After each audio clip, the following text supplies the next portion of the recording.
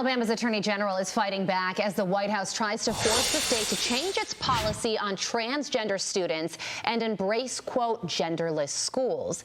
Alabama Attorney General Steve Marshall just wrote a brand new op-ed on his fight, out now on foxnews.com.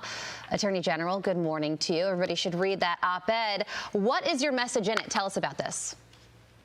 Well, I think very clearly that state sovereignty isn't for sale. And for us, particularly in Alabama, we see this administration take aim at very sensitive federal programs that states have been a part of and use those programs to enforce gender ideology that the people in Alabama have specifically rejected. So in Alabama, only biological girls can compete in women's sports and use the women's bathroom. And because of that, there is some concern that federal funding will be taken away from Alabama's schools. Does that worry you?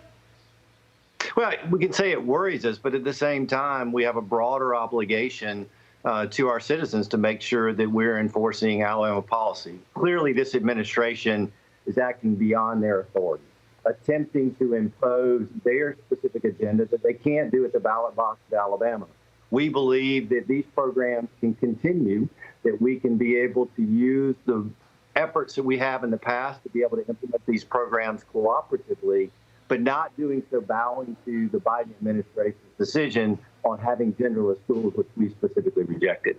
Yeah, Attorney General, there's this new Pew Research poll. Actually, it was from earlier this year. I thought it was pretty interesting.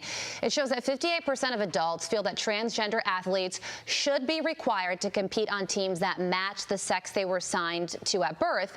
You know, that same poll found that 41% of adults feel transgender individuals should be required to use the bathroom of the sex they were assigned to at birth. So sort of a mixed bag among the American people and how they feel on this issue. Do those poll results surprise you? They surprised me a little bit, but yet particularly as it relates to sports and the progress that we made with Title IX, we want women to have opportunities in athletics. And clearly this administration is ignoring the progress that we made historically there. But the people of Alabama have spoken very clearly here on both of those issues. Number one, we're going to make sure that gender-specific sports that you play with your gender that God created you with. And second, that we're going to maintain specific gender bathrooms. And this administration, through the use of federal dollars, attempting to force states to be able to comply with their agenda. We think that's wrong, and we're going to continue to fight it. Well, there's also the midterm elections that are coming up in just about a month from now. So every political topic can now be viewed through the lens of the upcoming elections. How do you think the Biden administration's agenda when it comes to gender identity in schools will play out when it comes to those elections? I think we're seeing a broad rejection of that. And particularly on this issue, I think it cuts, as one of your polls indicated, across ideological lines.